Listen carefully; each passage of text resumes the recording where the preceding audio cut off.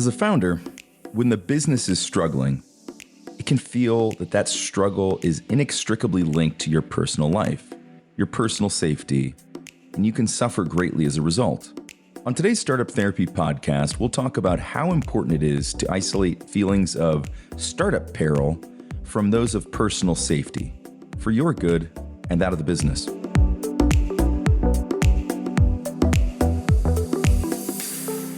Welcome back to another episode of the Startup Therapy podcast from startups.com. This is Ryan Rutan, joined as ever by my partner and CEO, Will Schroeder. Will, we've talked before about how to gracefully shut down a startup, right? And that's at one end of a spectrum of starting up from, everything's rosy on one end to we're out of business on the other. But as we get towards that end of the spectrum, right? And there's an entire spectrum within this. As we start to get to that, things aren't going as we hope they would, right? It's starting to tank or it is tanking. What is that like from a founder's perspective, right? As our personal safety starts to get involved in this, how does that feel?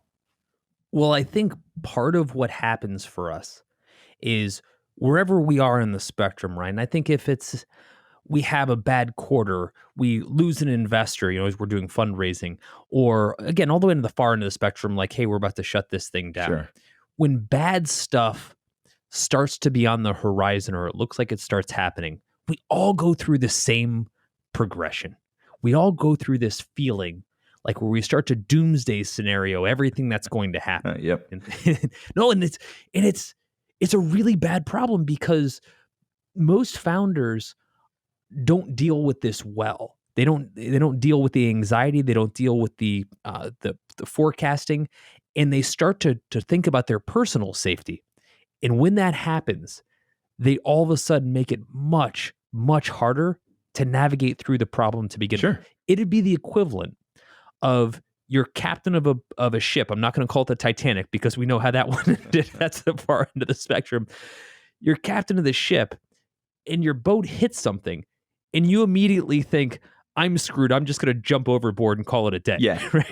Right. Turns out somebody in the hold just tipped over a suitcase that you didn't actually hit anything. You just heard a bump and then you jump overboard. Right. Yeah. And I think what happens is, as founders, we don't develop this ability. And I think we should definitely talk about this today. We don't develop this ability to separate what's happening at the startup with what's going to happen to us personally. Oh, sure. And when we lose the ability to do that, we make really bad decisions because we make them out of fear. And at a time where we need to make the best possible decision. So, you said this before, but there's this massive compounding effect as we're put in a situation where we now need to be making really good, really clear decisions based on objective data. And from a mindset perspective, we're just not there. Well, think about it this way. Think about if you were running a small startup, let's say it's a 10-person startup, but you had $10 million in the bank, and the startup's going to fail. The $50,000 a year check that you're drawing from the startup is no longer going to come in, but you have $10 million in the bank. Think of how much differently you could react to challenges. Now, I'm not saying having the money would mean you wouldn't have any anxiety or you wouldn't care, but you wouldn't be first thinking about your personal safety. No. And then dialing that into your decision tree at the business. It's the difference between playing Contra with the 3 men you're supposed to have or using the cheat code and having 99. You play very differently. I love that cheat code, right? I still remember it. Unfortunately, most of us don't have that in life, right?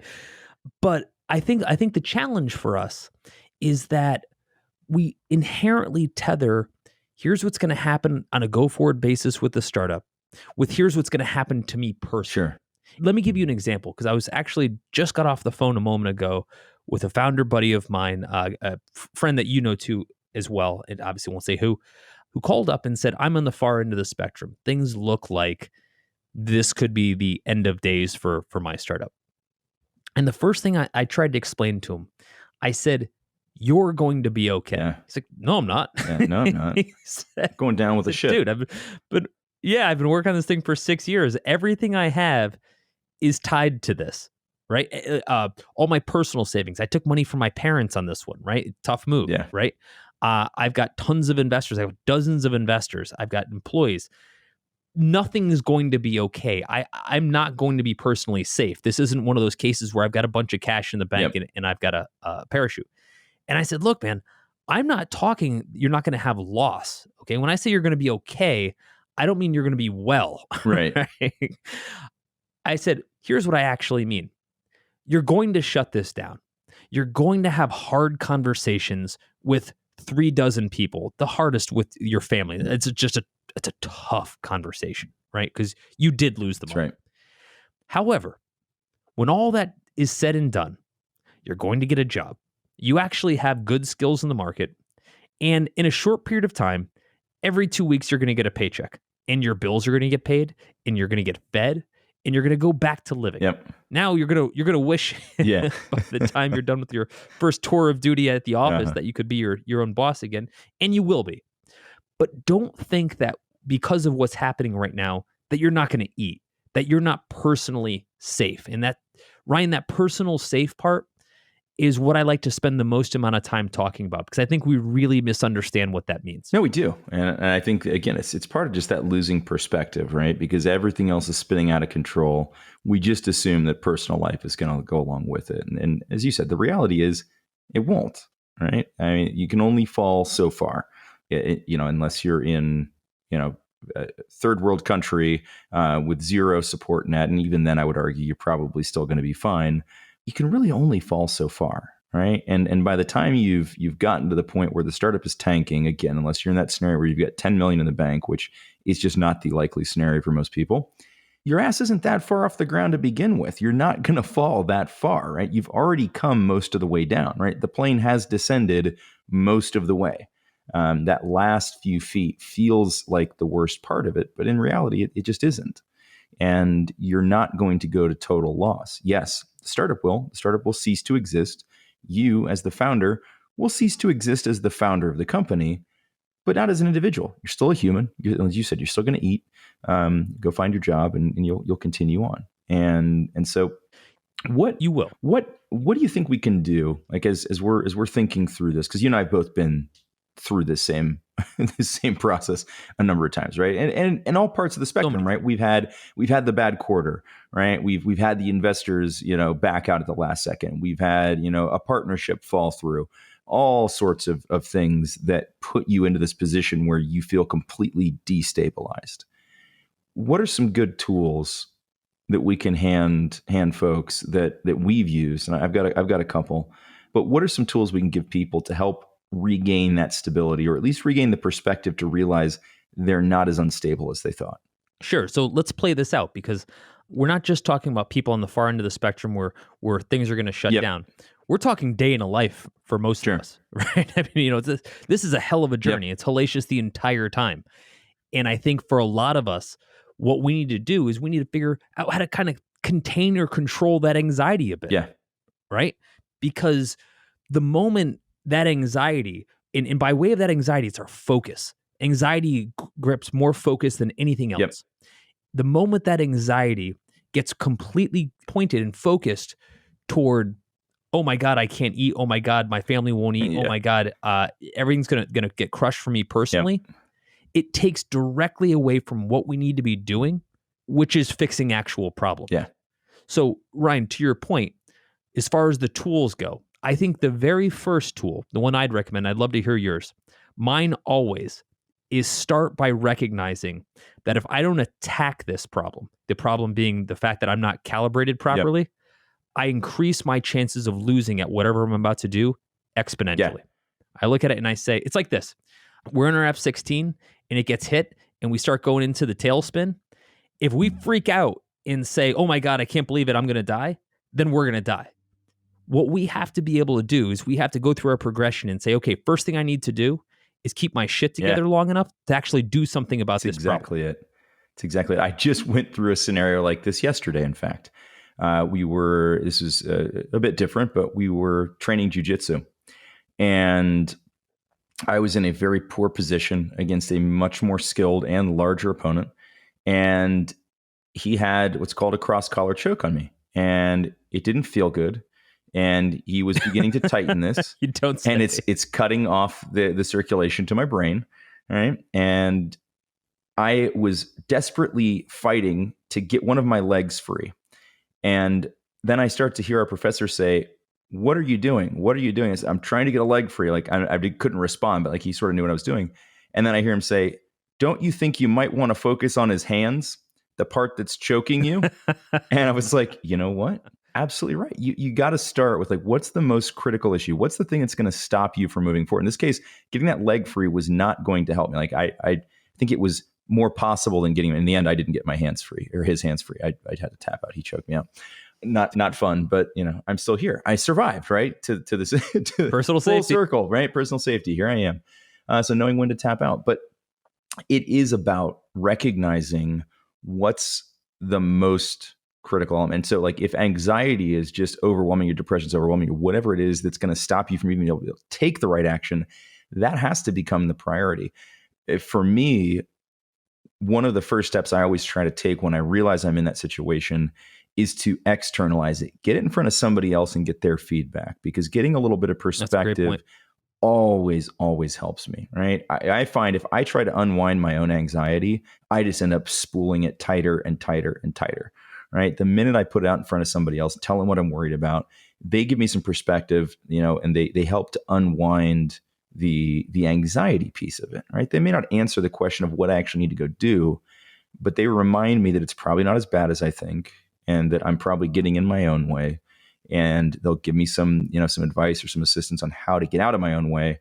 And then I can come up with my own solutions, right? And I can go do the work. But until I get to that point, I'm stuck, right? I'm fighting with my feet when there's somebody's got their hands around my neck, right? Doesn't make any sense.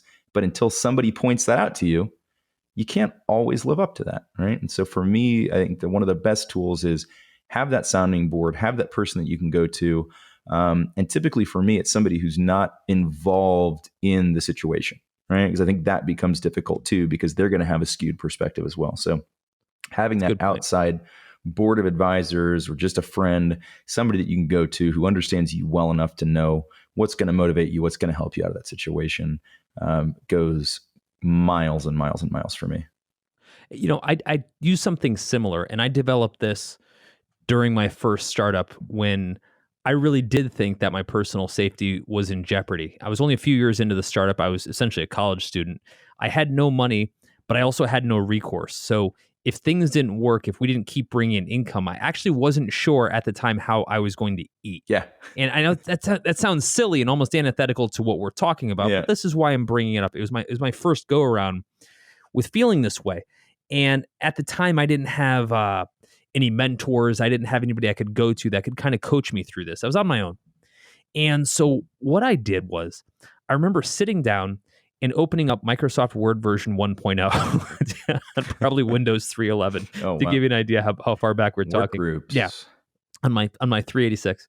And I remember saying, okay, at the very least, so that I can be prepared, let me write down everything that's about to happen to me. And so I wrote down as sequentially as I could. Okay, first thing that's going to happen is this client's going to cancel. Yep. Second thing that's going to happen is that this bill is going to come due. Third thing that's going to happen is I've got about 60 days before the bill becomes really due, past due, right. And I have to do something about it. Within that, here are the bills that are going to come due that I'm not going to be able to pay that have actual ramification. Sure. One of them is my rent. Yep. Right. If I can't pay my rent, I will get evicted within 30 days. Right. So I won't have a place to stay. And then I thought about it. I was like, well, if I didn't have a place to stay, is it absolutely the case that there's nowhere I can sleep? Will I be on the side of the road? Like, no, I can go to my girlfriend's house and sleep there. Right. I mean, it not ideal, probably not ideal for her either. Right. But I could stay there. Yep. And then I thought, okay, well, I won't have any money at all. I won't have any income. So how am I going to buy food? And then I thought, wait a minute, I can get a job. I mean, I'm so broke at this point. Yeah. I mean, at this point in my life, I can get a job anywhere. Yeah. And pay for food. Yes. So I'm going to have a place to live. Shitty situation, but I'll have a place to live. And I'm going to have food. I'll have a job I probably hate, but whatever. That's where it stops. Yeah. I actually wrote down line by line where things were going to fall apart and where it was going to specifically end. Yeah. Now, what that did for me was so powerful. And I think it actually changed my life at that moment, because the moment I could see clear as day what the outcome was going to be, to the extent that I could see it, what I took off the table was what I think we all do, which is create this amorphous demon, this amorphous outcome of peril that isn't based in anything that will or could or might manifest. It's just this dark cloud that we don't give definition to. Yep. And so by way of that, we can never overcome it because it never has definition. That's right. The moment I gave it definition, the moment I said, okay, here's specifically what happens. I'm going to sleep on my girlfriend's at my girlfriend's house, and I'm going to have a shitty job. That's it. That's exactly what's going to happen. It wasn't ideal. That's actually it wasn't life how I goals thought for I was. some people. It probably is. But the moment I did that, every time I thought, okay, the client may cancel us, this may not work. Again, this was just a downturn in the business. I thought, okay, what that means is I have to go work at Blockbuster. Blockbuster is still open back then, by the way. And I have to sleep at my girlfriend's house. That's it. That's the cause and effect. The moment I took away the amorphous black cloud, it sort of didn't bother me as much, because I knew it was going to be bad, but it wasn't perilous. Yep. No, by the time you illuminate it and you get down to the reality of what practical things are actually going to happen, it's a hell of a lot less scary. It doesn't make it fun. It doesn't make it a sexy outcome, but it's not the same level of peril. You don't have to go into the depths of despair at that point, worrying about whether it's going to happen or not. And I'd argue it becomes that much less likely that it actually happens once you fully address it and realize you don't need to be scared about that part of it, so you can stop worrying about that piece, right? Knowing that, yes, it will be okay. Because I think, and we've already talked about this, but that fear creates so much drag on you as a founder that you have to shed it. You have to get rid of that. I would argue that if you don't go through that process of illuminating the downside, it will drag on you. And if it doesn't create the ruination of you and the startup, it will at least make it that much harder to succeed, right? So being able to shed that is really important.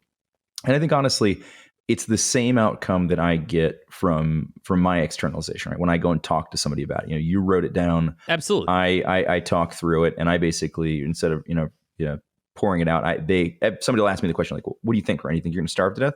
Well, no, of course not. Okay, well, then what are you worried about? Well, we're going to have to, maybe we'd have to change house. It's like, well, you change house every 3 years. What are you worried about? Like, well, not really anything, I guess. Right. So so you just get down to those, when somebody else points it out to you, again, it's like, hey, focus on the hands around your neck and see how real of a problem that is, and then continue to move forward. Right. But you have to shed that fear first, and feel secure in your personal safety before you can possibly do anything to help the startup. I had this happen again much later in my career. I was running a startup, and it was going horribly. And I remember about halfway into it, I realized, I'm spending more time these days in the shower, up at night, in the middle of the night, thinking about how I'm going to fail, and far less time thinking about what I'm going to do. Oh, man. Yeah. Right. Thinking about, productive decisions. Yep. And so I remember sketching this little pie chart, and I just put it at 90% of my time in cycles right now are going toward anxiety, fear, creating and managing that black cloud. 10% is going toward actually doing something about this problem. Good thing all that anxiety can be turned into cash at a local supermarket, right? Yeah, no, it's ridiculous, right? It's like, and I remember sitting there thinking, Jesus, 10% of my time right now is going toward fixing a problem that I'm putting 90% of my concern into. Yeah. And by the way, this is so funny. This is so dumb. There's this great Guns N' Roses line from the Appetite for Destruction, where Axl Rose says, "I don't worry about nothing because worrying's a waste of my time." Yeah.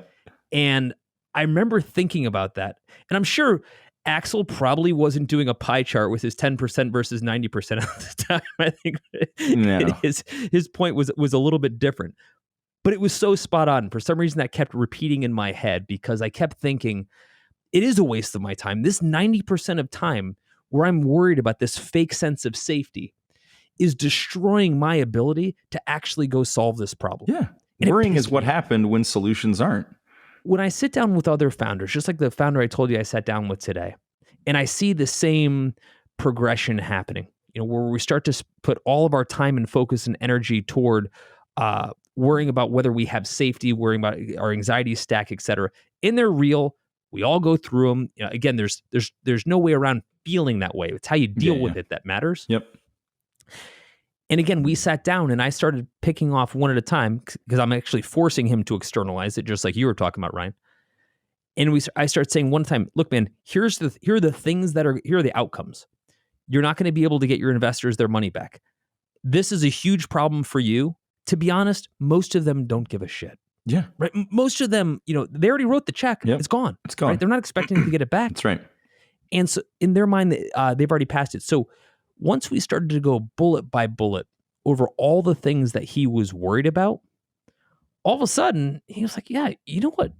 Now that you put it that way, things are going to work out. Yep. They might not work out the way I expected them to, but they're going to work out. And I think for startups specifically, because we go through so many of these moments, I think that, Ryan, that level of anxiety, that pie chart of anxiety, almost stays like baselined at 50%. Sadly. Even in relatively good times. Yeah. Well, yeah, as in relatively good times, you got to be worried that it's going to change, right? Like there's always something. And what I like to do, and I use a lot of video game analogies in these podcasts, but I like to kind of have like a save point in my game, so to speak, my game being life, that says, look, if everything goes to hell, I'm at least not going to go any lower than this point. Right. And I'm kind of okay with that. Yep. As I got older in my life, it had to do with some savings, paying things off, having the things that I needed in life in order to operate. And I always looked at those as a baseline. Yeah. And I said, so long as I can get to my save point, my baseline, I'm willing to make some big decisions and have less anxiety over them because I know I've got a fallback state. Oh yeah. I think there's an entire podcast just in the kind of life design, infrastructure design of life that allows you to get to that point where you can kind of build that personal safety net over time, not at the cost of doing other things, not the cost of doing a startup. This isn't, save for 30 years. And then once you paid off your house and you've got the college funds already, then start your startup. But I think that there definitely are things that you can consider that would drive towards a better safety net, right? And again, knowing that you've got a softer landing, right? It's still not going to be awesome. If the startup fails, if everything tanks, not going to be awesome. But again, if we can create that feeling of personal safety, it goes a long way. And again, I would argue till blue in the face that taking that fear away makes you that much more likely to succeed at the startup level.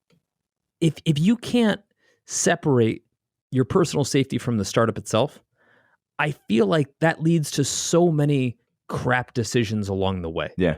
Right? Because let's face it, for most of the time that we're building our startups, we're building it on our heels. Yep. Right? We're getting knocked over time and time again. And so we're constantly in this place where we're worried about our downside because shit, man, it's all downside. Right. I mean, for years, it's just all downside. It's burning through our personal savings. It's burning through, oh my God, didn't think we're going to get into our 401k, but that's gone now. Didn't think we'd ever touch our kids' college fund. Probably shouldn't, but it happens, right? Right. We get into our HELOC. We get into all these different buckets of cash we never thought we'd get into. If you're earlier in your career, you're burning through credit cards. You're maxed out in your credit cards, not to mention your student loan debt. Right. And you're thinking, I'm on my heels at every possible level.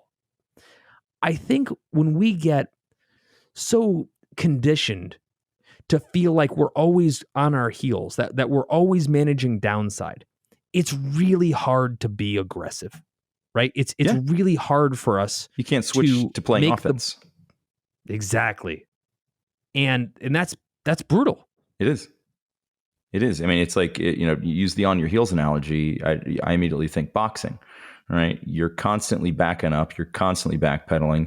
It's extremely hard to turn that into offense, right? And not just continue to get pummeled.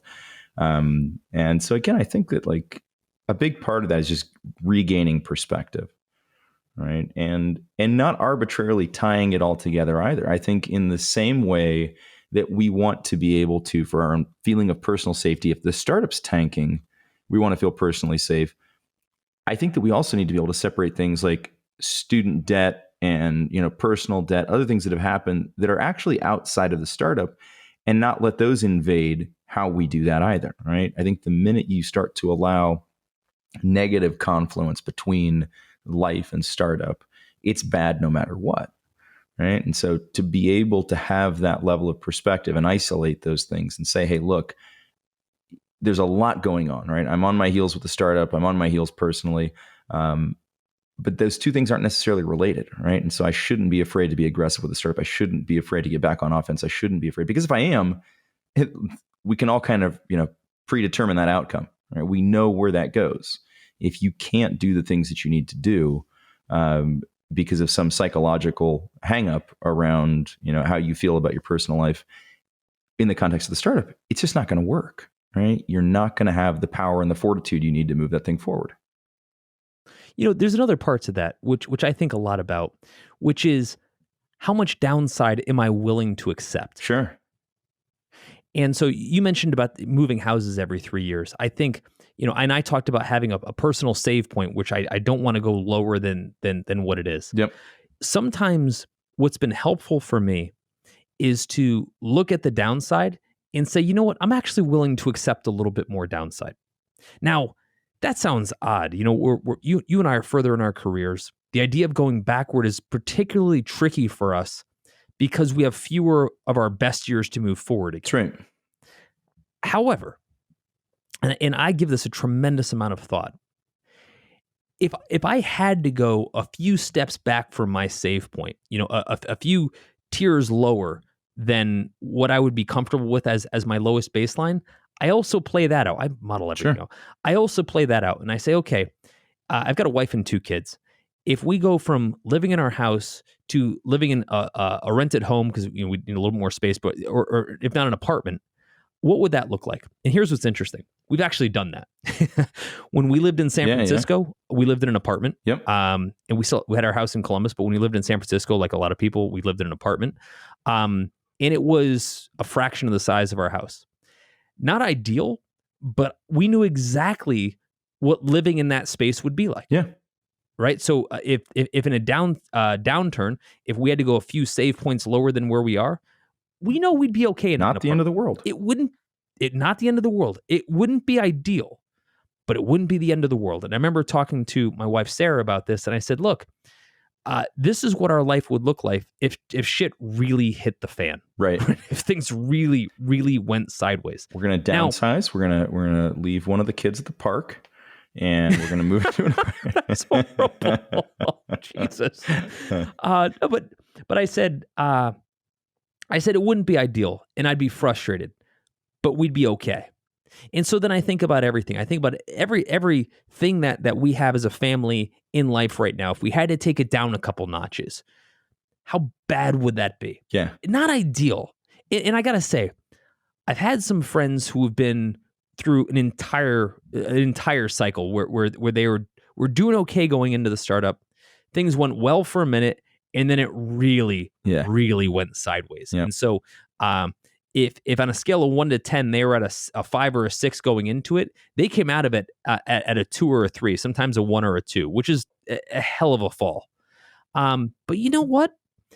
When they actually went through it, when they actually lived it firsthand, they're like, yeah, it wasn't as bad as I thought it would be. That bad. It's not great, right? Yeah.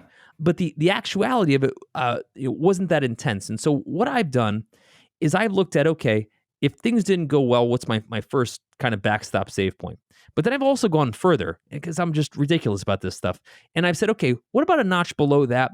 And what about a notch below that? Sure. Like if things were almost as bad as they could be, what would they look like? And doing that, it may sound like an awful lot of effort. Let me tell you what's an awful lot of effort. An awful lot of effort is spending all of your time not knowing what that looks like, Yeah. but spending 10x more time worrying about it all the time. Yeah. Worrying about that if you make this one decision within your business, this one bold move, that if it goes wrong, some amorphous weird thing will happen, so Right. you don't have the ability to make that decision. That's what I fear. No, I fear that's not knowing what will happen. Right. Fearing the unknown when you're laying on your bed and you're afraid of the monster underneath it, but you're laying there with a flashlight in your hand, right? The advice is shine the flashlight under the bed. It's not going to be nearly as bad as what you think. It's probably just your sister's cat. Yeah. When we bought Zirtual, we've talked about it on other podcasts. It was a very large acquisition that we did. We put a lot of money, our own money, up to up to the table in order to make that happen. All of our sleep. And what's that? I said in all of our sleep. Yeah, no, yeah, and we made that decision on very little sleep, if I seem to recall. But my point is, the reason we could make a cowboy move like that and others that we've made is because we know exactly what our downside looks like. Yep. So this isn't just about, hey, how do I deal with life in the startup when things are going poorly? This is also, how do I know that I can make calculated, bold bets? Yep. Even when things are going well, because I know what my downside looks like. I kept thinking ROI over and over as you were talking about going, back, using your analogy, going back another save point, down another level.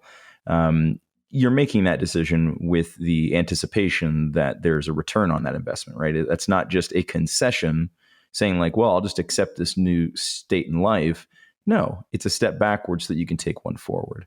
But again, I think that there's a precursor to that willingness that is having the right perspective, right? And it goes back to, you plotting it out, me talking it out, and understanding what the reality of that is, right? Because you can't make that decision. You can't make the ROI calculation unless you know what you're putting at risk, right? And then once you do know that, you can have a whole hell of a lot more comfort in making that choice.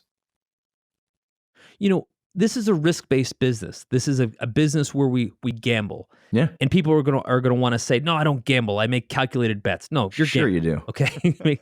Yeah. You can't predict the future, right? Yeah. When I gamble, Sarah and I were actually taking a trip to Las Vegas last week, in fact. That's right. When we gamble, we always do the same thing. We're lame. We play blackjack. We really enjoy it. Let me say it differently.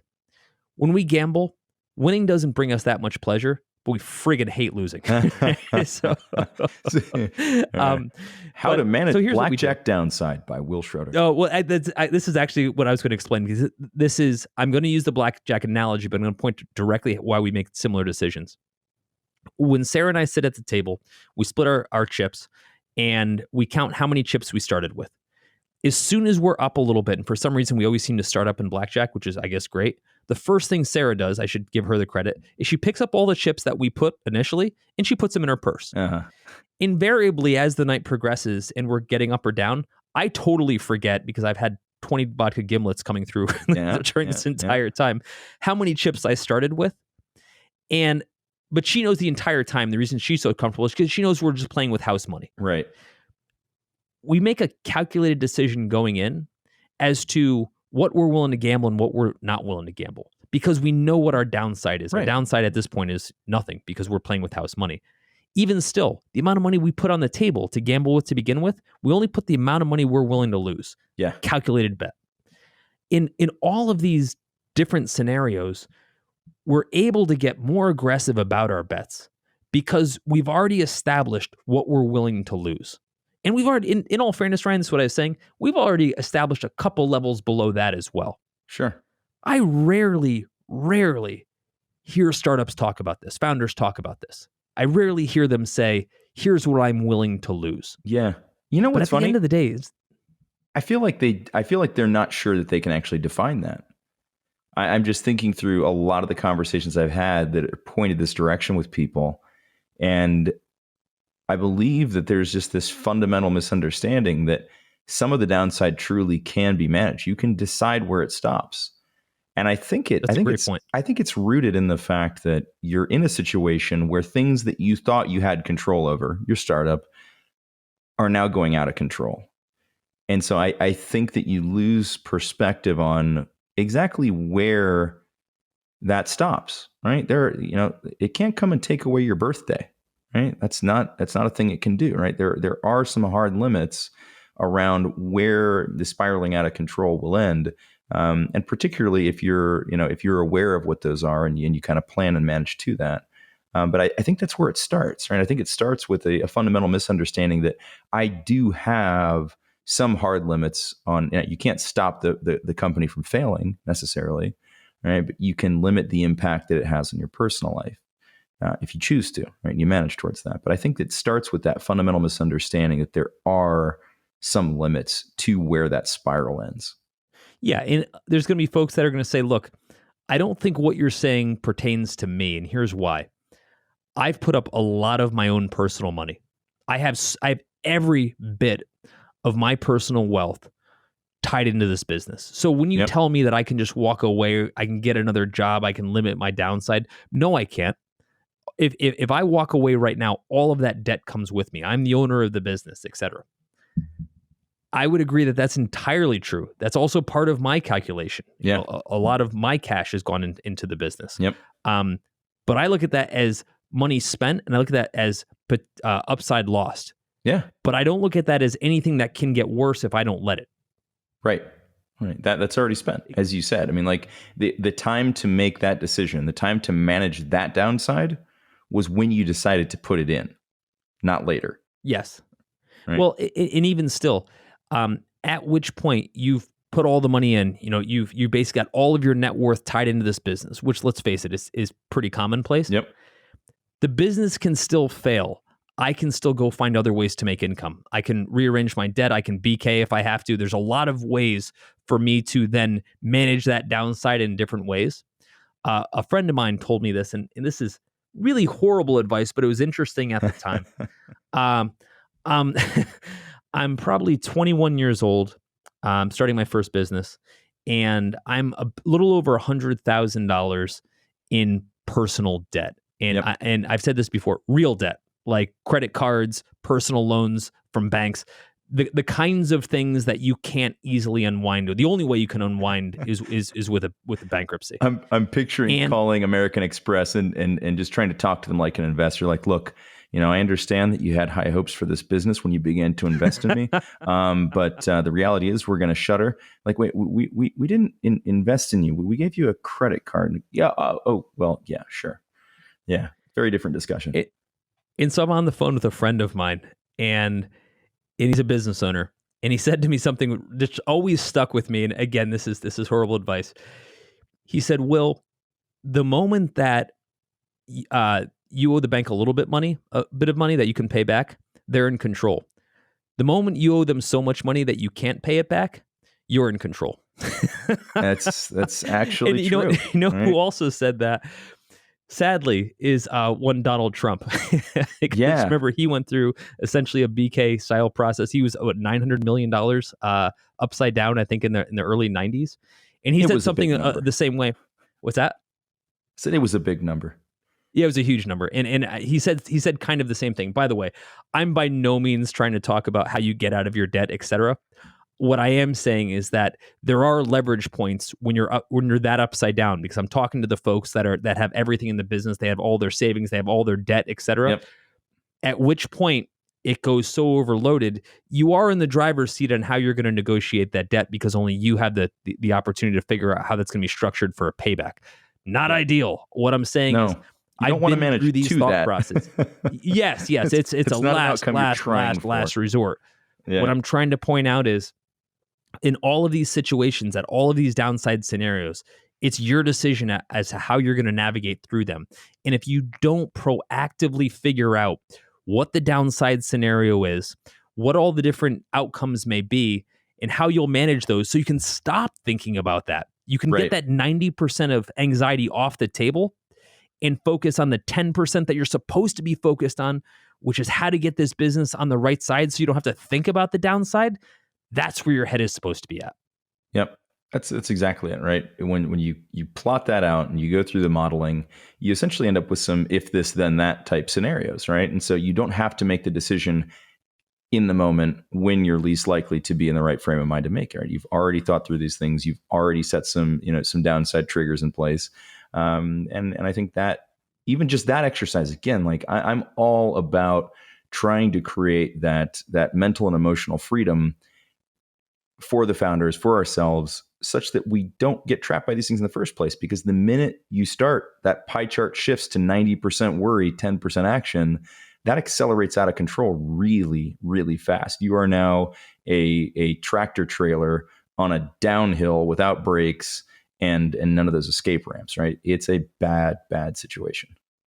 Yeah, it's terrible. But look, as startup founders, it's our job to separate our downside provisions from whatever problem we're trying to solve right now. And everybody is relying on us to take that step. Our investors are relying on us. Our employees are relying on us. Our customers are relying on us. It is our job as founders to be able to build that force field of downside, set that, forget about it, and focus on the job at hand. And frankly, that's probably what's going to bring our startup from the brink to begin with. That's a wrap for this episode of the Startup Therapy Podcast. This is Ryan Rutan on behalf of my partner, Will Schroeder, and all the Startups.com family, thanking you for joining us. And we hope you'll continue to join us. Be sure to subscribe, rate, and comment on iTunes or wherever you love to listen to Startup Therapy. You can find all of our episodes at startups.com/podcast. If you're looking for more amazing resources to launch or grow your startup, be sure to head to startups.com and check out Startups Unlimited. It's everything we have to offer, from our online university to our amazing community of experts and founders, and even all the tools we've built like BizPlan, Fundable, and LaunchRock. It's everything a founder needs. Visit startups.com/begin. That's startups.com/BEGIN. You'll thank me later.